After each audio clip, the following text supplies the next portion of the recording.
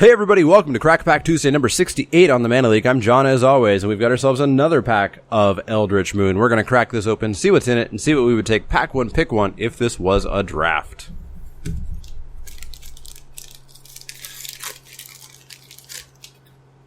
Up first, we have Waxing Moon. Waxing Moon is 1 and a green for an instant.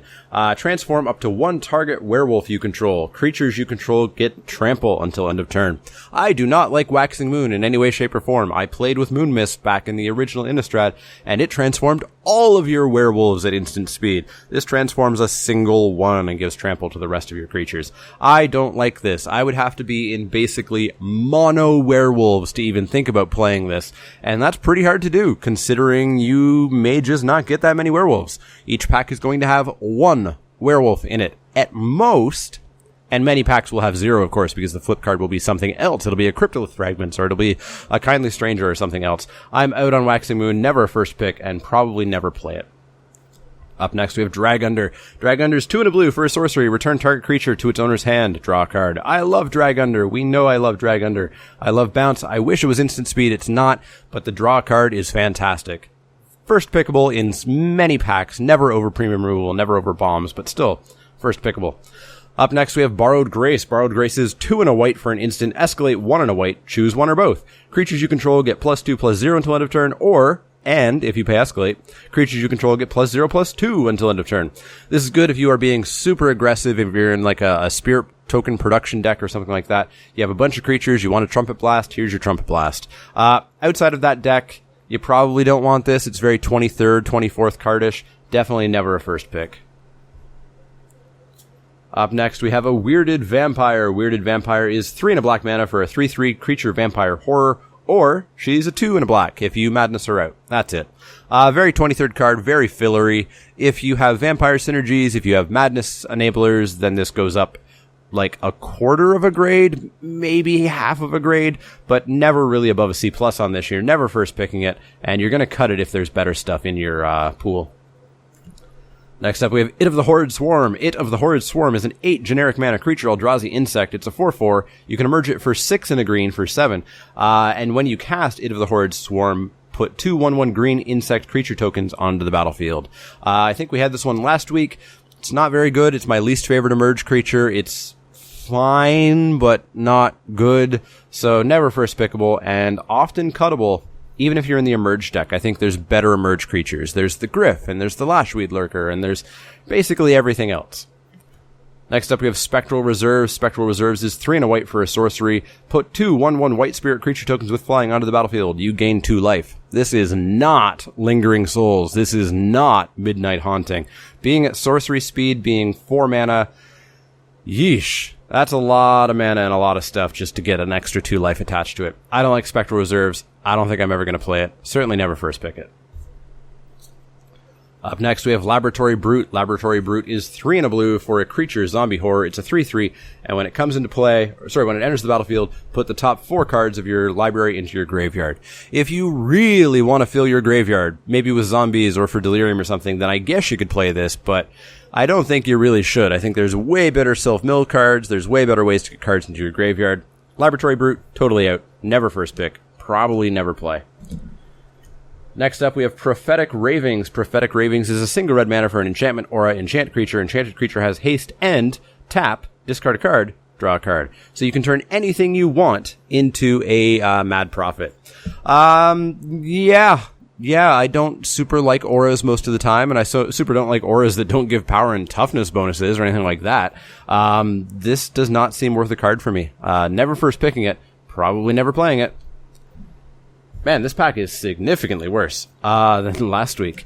Lunarch Mantle. Lunarch Mantle is 1 and a white for an enchantment aura. Enchant creature. Enchanted creature gains +2/+2 and has pay 1 generic mana and sacrifice a permanent. This creature gains flying until end of turn. This aura is okay. +2/+2 for 2 is decent enough. And the fact that later in the game you can pay 1 and sack a land, because it is sacrifice a permanent. Sack a land, give your whatever flying. Hopefully it's on at least a 3/3, and now you've got yourself a fly-5 flyer. If it's on anything bigger, then you're just going to town with it. I don't think it's ever first pickable, and I think it is like, it's like 22nd cardish You shouldn't put this in every deck, and you need to play careful with it, but it can be a beating. I have a feeling it's probably more of a beating in sealed than it is in draft, just because there's going to be less good removal in your opponent's deck in sealed. Yeah, we're never first picking it, so it's out of the question, but it's an interesting card because it is an aura that I think is okay. Up next is our first uncommon. We have a Geist-Fueled Scarecrow. Geist-Fueled Scarecrow is an artifact creature Scarecrow. It's a 4/4. Creature spells you cast cost 1 more to cast. So you hurt your ability to cast more creatures, but you get a 4/4 for 4. That's okay. I don't think I would include this in every deck. I think I might include this more in kind of like the blue-red spells deck, or in a slightly creature-light deck, or an aggressive deck where 4 is kind of my top end.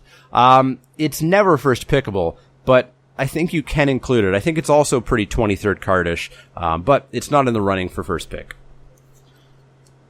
Up next is Markov Crusader. Markov Crusader is 4 and a black for a creature vampire knight. It's a 4/3. It has lifelink, and it has haste if you control another vampire.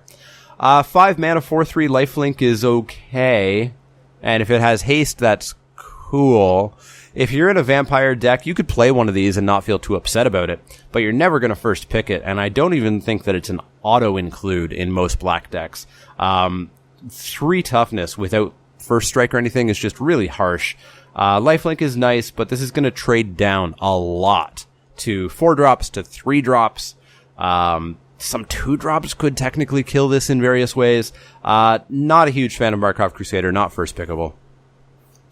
Our last uncommon is Mournwillow. Mournwillow is 1 black-green for a creature plant skeleton. It's a 3/2. It has haste. It has delirium. When Mournwillow enters the battlefield, if you have delirium, creatures with power 2 or less can't block this turn. So this is a 3/2 haste for 3. You want to cast this on turn 3. You're not going to have delirium on turn 3, and it's not going to matter if your opponent can't block for a turn on turn 3. If you play this later in the game, your opponent's not going to have that many 2 power or less creatures. They're still going to have blockers. Mournwillow is weird. It doesn't feel like it was properly designed. It's just not that great. I would play it if I was in black-green, but I would be looking to pick it like mid-pack 2. Definitely not pack 1, pick 1. Our rare is Collective Brutality. Collective Brutality is 1 and a black for a sorcery. Escalate, discard a card. Choose 1 or more. Target opponent reveals his or her hand. You choose an instant or sorcery card from it. That player discards that card. Or, and, target creature gets -2/-2 until end of turn. Or, and, target opponent loses 2 life and you gain 2 life. So Collective Brutality is put pretty good. You're going to be primarily using the middle one. You're going to be putting a deadweight on something, basically. And if you discard a card, you can drain 2 life from your opponent. That's pretty decent as well. The duress ability is just pretty terrible. I don't think you would ever want to discard a card unless you were madnessing it out in order to duress your opponent. That just doesn't seem terribly worth it. But, I mean, this is removal. You know, it's deadweightish, so I think it's definitely in the first pick running. It's nowhere near Collective Effort or Collective Defiance. This is the worst of the collective cards, but I think it is fine, and we can talk about it being first pickable. Our flip card, our only flip card, is a Lone Rider. Lone Rider is 1 and a white for a creature human knight. It's a 1/1. It has first strike and lifelink, and at the beginning of your end step, if you gained 3 or more life this turn, transform Lone Rider into It That Rides as 1.